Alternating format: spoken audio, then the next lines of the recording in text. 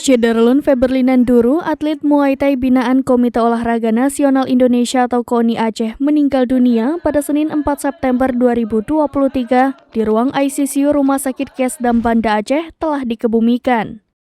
Almarhumah dikebumikan di kampung halamannya, yakni di Desa Penuntungan, Kecamatan Penanggalan, Kota Subulus Salam, pada Selasa 5 September 2023. Informasi yang diterima serambinews.com dari kerabatnya Nobuala Halawa SHMH mengatakan, korban tiba di Subulus Salam pada pukul 7:30 waktu Indonesia Barat.